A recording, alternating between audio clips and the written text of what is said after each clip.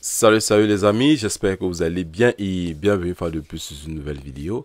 Aujourd'hui, nous allons parler de la coupe d'Afrique dans son intégralité entre guillemets. C'est vrai que la compétition n'est pas terminée et nous allons également parler de l'équipe du Cameroun. En ce qui concerne vraiment la Coupe d'Afrique, moi particulièrement, je pourrais dire, c'est vrai que la compétition n'est pas encore terminée.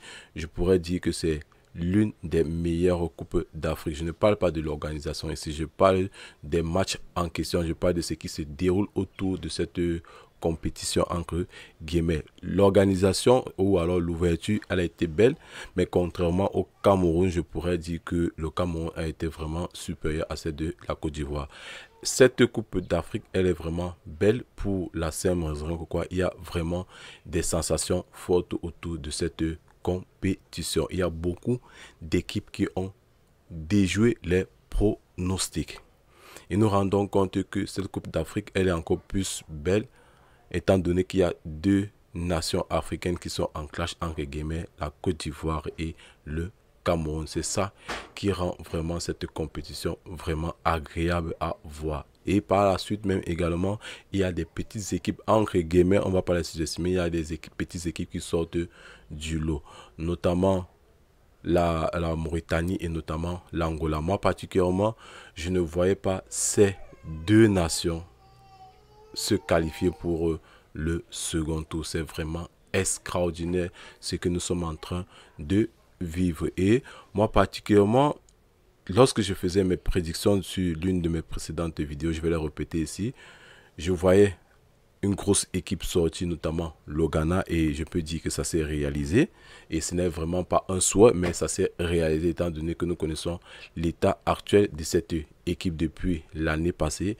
Et aujourd'hui, j'avais également posté l'Algérie favori pour la saison que quoi j'avais vu ses précédents matchs et notamment face au Sénégal et j'avais classé l'Algérie en tant que favori pour cette coupe d'Afrique. Vraiment les gars m'ont déçu, ils sont sortis face à une modeste équipe de Mauritanie. Et pour petit rappel, la Mauritanie, l'entraîneur qui a son sein à l'heure actuelle est celui-là qui coachait l'équipe de Cap-Verdienne.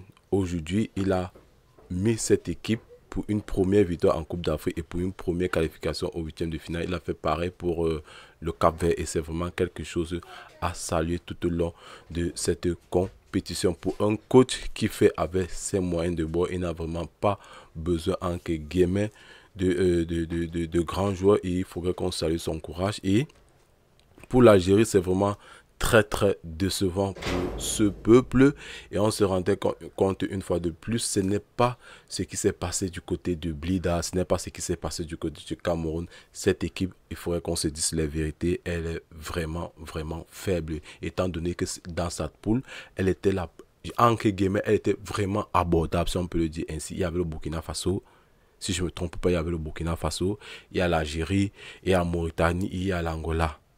Et vous vous rendez compte que l'Angola, ça va taper le Burkina Faso. Ça, c'est extraordinaire. Je suis vraiment dépassé. Et une fois de plus, je vais ici dire cela que je ne vais pas jeter la faute à l'équipe du Cameroun. Il faudrait qu'on se dise la vérité. Comme Diouf l'a dit ici, le problème du football camerounais, c'est la gestion. Mais il y a d'autres choses. Il faudrait comprendre que le football évolue et nous, ça se constate. Vous avez, est-ce qu'il pourra dire que le problème du football algérien, c'est la gestion? Je ne pense pas qu'il peut dire cela entre guillemets. C'est vrai que je n'ai pas toutes les informations en ce qui concerne l'Algérie, en ce qui concerne la gestion de leur fédération. Mais est-ce qu'il faudra alors dire que lorsque une grande nation ainsi perd, entre guillemets, une grande nation, c'est trop dit si je peux dire, une équipe vraiment abordable, et désolé pour ceux-là que ça va heurter, c'est juste mon avis et je pense que certains d'entre vous vont partager et d'autres pas, je peux le dire entre guillemets. Nous savons tous que vous avez accusé le climat ici au Cameroun, vous avez accusé beaucoup de choses. Aujourd'hui, vous étiez dans un groupe vraiment abordable et ce que moi j'ai vu là, c'est vraiment honteux de vos copains, c'est vraiment désastreux. Il faudrait qu'on se dise la vérité. Je ne sais pas sur quel penchant maintenant votre sélectionneur, entre guillemets, va encore tirer, va encore s'appuyer sous prétexte que le climat est ceci et tout le monde joue dans les mêmes conditions et tout le monde, il y a les cool break, il y a une pause de rafraîchissante. Ça veut dire que quoi? Vraiment, vous n'avez pas droit à l'heure, vous devez vraiment vous remettre en question. Et moi particulièrement, je suis déçu par le comportement de certains Ivoiriens. Ce qui se passe sur les réseaux sociaux c'est pas vraiment digne de vous, les gars. Je vais pas vous mentir, c'est pas vraiment digne de vous. J'ai des amis ivoiriens. Ceux-là me disent que ce comportement, ça vous rend honteux, étant donné que vous dites que vous êtes un pays hostile. C'est pas normal. Vous êtes d'abord, comment dirais-je cela? Vous êtes fâché, vous avez eu un mécontentement avec vos joueurs, ce n'est que normal. Nous-mêmes, si je me rappelle bien, on avait fait avec un de nos joueurs ici au Cameroun et on avait brûlé sa maison. Et moi, particulièrement, je ne souhaite pas que ça se répète, si je peux le dire ainsi. Ce n'est qu'une partie prise, ce n'est que du football. C'est vrai que vous êtes le pays organisateur et que vous sortiez par la petite porte comme cela, c'est vraiment, comment dire, c'est vraiment honteux de votre part. Et je ne peux que vous souhaiter bon courage, les gars. Ce n'est qu'un jeu, ce n'est qu'un fait. Puis c'est que votre président a beaucoup investi sur cela. Parce que après cela, il y aura vraiment des répercussions, si je peux le dire, entre guillemets, sur le plan économique. Et je pense que la cherté de la vie va plus augmenter. C'est vrai que c'est cher chez vous, mais ça va plus augmenter. Nous savons tous ce que ça apporte lorsque vous organisez une Coupe d'Afrique, vous vous endettez et autres. Bref, les gars, le seul comportement ici, là, c'est le cas des Ivoiriens, si je peux le dire ainsi. C'est le seul bémol, mais sinon, la compétition en elle est vraiment très belle. Et les Ivoiriens, moi, je peux dire qu'est-ce que se comportent ainsi envers les Camerounais parce que c'est tout le clash. Et nous, particulièrement, nous ne souhaitons pas que vous quittiez la compétition ainsi, mais qu'à cela ne tienne, ce n'est que juste cause. Et moi, particulièrement, j'ai vu votre qualification pour cette Coupe d'Afrique. Nous avons vu que la Côte d'Ivoire n'a pas le niveau. Moi, je ne vais pas vous mentir, je n'ai pas vu d'engagement tout au sein de cette et bref, je ne vais pas vraiment m'attarder par rapport à ce sujet. Je vais juste parler du Cameroun pour mon cher pays.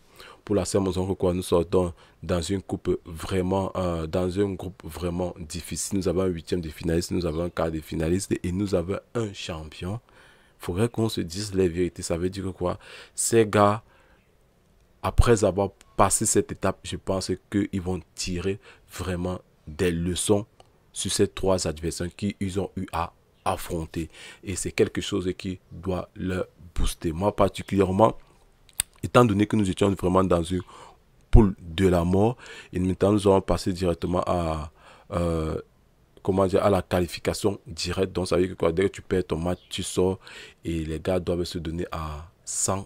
Il faudrait qu'on se dise la vérité, les gars doivent vraiment se donner à 100%, étant donné qu'ils ont un champion, un quart de finaliste, un huitième de finaliste, et ces gars proposent une bonne qualité de jeu. Ils sont vraiment rapides. Ça veut dire que quoi, nos matchs face au Nigeria, si les gars se donnent tout juste un peu, je dis tout juste un peu, je ne demande pas qu'ils se donnent tellement à fond face à cette équipe, s'ils se donnent tout juste un peu, je suis sûr que les gars peuvent gagner ce match. Il n'y a rien à dire par rapport à cela. Il faudrait qu'on se dise la vérité par sur cela. Il n'y a vraiment rien à dire. Et sur les réseaux sociaux également, je vois beaucoup d'entre vous ceux qui sont en train de critiquer Koudou pour la performance de Koudou. Moi particulièrement, je suis déçu pour ceux-là qui le critiquent. Il a à sa disposition 3 passes décisives. On va beau dire, c'est vrai qu'il manque des actions et autres. On va beau dire ce qu'on veut. Il a 3 passes décisives à son action. Et sur cela, nous rendons compte qu'il y a deux compartiments entre guillemets auxquels on peut vraiment compter. La défense et l'attaque, pour la simple raison que quoi, nous avons des buteurs, si je peux dire entre guillemets, nous avons des buteurs notamment comme Jean-Charles Castelletto, Christopher Roux qui est sorti homme du match, qui délivre le Cameroun à la dernière minute, et nous avons également notre Franck Marquis entre guillemets.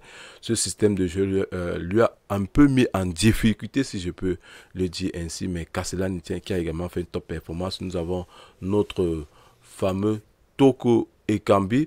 Moi particulièrement, jusqu'à présent, je ne vais pas vous mentir que il faudrait que le match face au Nigeria, Toko Ekambi démarre cela sur le banc de touche pour que il soit encore plus boosté. Il faudrait qu'on se dise la vérité pour qu'il soit encore plus boosté parce que son ego était touché lorsqu'il était au stade. Vous vous rendez compte qu'il n'a vraiment pas jubilé comme il a l'habitude de le faire. Nous savons tous, nous voyons comment est-ce que Toko Ekambi, lorsqu'il marque, il est vraiment rageux. Là, maintenant, il était vraiment silencieux. Et c'est quelque chose que j'ai l'impression que son ego a été touché. Il faudrait qu'on se dise la vérité par rapport à cela. Son ego a été touché. Et beaucoup d'entre vous aujourd'hui sont en train de féliciter Rigobert Song. Je vais toujours le critiquer. Un coach est amené à être critiqué lorsqu'il fait des mauvais choix tactiques. Et je peux tous te dire que le choix tactique qu'il a mis à notre disposition aujourd'hui a fonctionné, mais ce choix n'était pas une fois de plus adéquat étant donné que nous n'avons vraiment pas eu un temps pour pouvoir bien travailler ce système de jeu. La victoire a été vraiment là, on ne va pas se mentir, mais ce n'était vraiment pas ça. Et les remplacements qu'il a eu à faire en deuxième mi-temps en mettant Olivier Kemen, moi particulièrement, j'ai pas vu Kemen. Je ne sais pas ce qui se passe avec ce gars depuis qu'il s'est blessé, depuis son retour face à la Namibie, le jour auquel il avait marqué. Depuis là, ce n'est vraiment pas ça. Nos copains milieu de terrain aujourd'hui un gros souci. Il faudrait qu'on se dise la vérité par rapport à cela. Si ce compartiment est bien solide, je ne vais pas vous mentir que les gars vont pouvoir alimenter nos avant-centres et nos idées pour que les gars puissent se bouter. Et je ne sais pas, peut-être nous aurons souhaité qu'on mette Ben Elliott, mais le mettre à l'heure actuelle dans ce style de situation, ça va vraiment être difficile parce qu'il y a vraiment la pression, si on peut le dire aussi. Là, il y a une grosse pression. Donc ça veut dire que quoi, nous savons déjà qui jouera les prochains matchs et qui ne jouera pas les prochains matchs. Il faudrait qu'on se dise l'éviter. Là, généralement, la compétition en elle, c'est peut-être 16 joueurs ou 15 joueurs maximum. Oui, je dis bien maximum. Vous avez vu comment Rigobert Song a tourné son effectif. C'est presque les mêmes joueurs qui sont au terrain. Donc, ça va être vraiment difficile pour Ben Elliott d'intégrer. Parce qu'à l'heure actuelle, nous voulons les gars qui ont du mental. Ceux qui ont du mental, c'est ceux-là qui ont eu ces sensations, qui ont pu vivre ces sensations face à la Gambie. Et je pense que le Hemley va naître dans ces gars. J'espère qu'ils ne le disent pas devant les caméras, devant les journalistes, que c'est le Cameroun et le Cameroun a l'obligation. Non, il faudrait que ces paroles sortent de leur bouche tout en sachant qu'ils sont vraiment conscients que l'enjeu est vraiment très important. Cette victoire va venir leur booster, étant donné que nous savons tous que ce sont des gars qui affrontent la Coupe d'Afrique pour les premiers. Il faudrait qu'on se dise la vérité. Il y a les gars qui jouent la Coupe d'Afrique pour les premiers. Ils ne savent vraiment pas comment ça se déroule et c'est vraiment difficile. Eux-mêmes, ils ont constaté qu'il faut vraiment avoir des crips. Vous pouvez avoir du talent comme vous le voulez, mais si vous n'avez pas de l'engagement, de l'amour, il n'y aura vraiment rien sur le stade. Vous avez beau jouer les passes et autres, mais si vous n'êtes vraiment pas engagé, et c'est cet engagement que repose le football camerounais. Beaucoup d'entre vous vont parler de fond de jeu, mais jusqu'à présent, le football camerounais, c'est de l'engagement, étant donné que l'équipe en question est encore en reconstruction. Elle est encore en reconstruction. Il faudrait que ces gars, s'ils réussissent à arriver en finale jusqu'à remporter cette Coupe d'Afrique et que Rigobert Song continue avec le même effectif, je pense qu'on fera des merveilles tout au long des prochains jours à venir, notamment même les qualifications de la Coupe du Monde. Moi, particulièrement, je me projette vraiment très loin. Je parle déjà de la Coupe du Monde. Bref, les gars, c'était mon ressenti par rapport à la Coupe d'Afrique qui se déroule à l'heure actuelle et par rapport à la victoire de nos Lions indomptables du Cameroun. Et je suis vraiment ravi de la prestation de Fabrice Ondoa. Moi, particulièrement, je vous avais dit ici, là, pour tous ceux-là qui le savent, depuis les bouts de Onana, j'avais dit ceci. Si Fabrice Ondoa était là dans les goals, entre guillemets, était proche de André Onana, pour dire ceci, si ces deux gars sont sur le même terrain, il y aura vraiment une grosse compétition.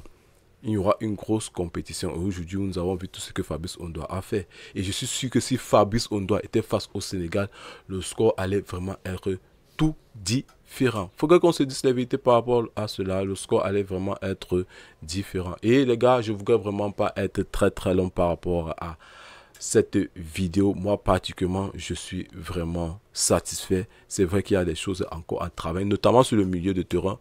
Vraiment, notamment sur le milieu de terrain. Et j'ai également écouté une vidéo sur le journal Canal, le Soir Can, pardon, auquel ce journaliste disait que les défenseurs sont plus rassurés lorsqu'ils sont aux côtés de Fabrice Ondoa. Fabrice Ondoa a l'aura de la Coupe d'Afrique. On ne va pas se le cacher. Il faudrait qu'on se dise la vérité par rapport à ça. On ne va pas se le cacher. Bref, les gars, Je voudrais vraiment pas être très long. C'est vrai que je ne fais pas des vidéos avec, comme je suis en train de le faire. Je le fais juste pour économiser la connexion entre gamers. C'est chaud au pays, les gars, c'est mauvais. Je le fais juste lorsque vous écoutez ici également à audio, ça vous prend moins de données, raison pour laquelle deux fois je ne fais pas des vidéos comme je suis en train de le faire. Bref, si vous avez aimé cette vidéo, je vous invite à vous abonner, partager, commenter, liker et surtout activer la cloche de notification pour ne rater aucune de nos prochaines vidéos. Sur cela, portez-vous bien. Ciao, kiss.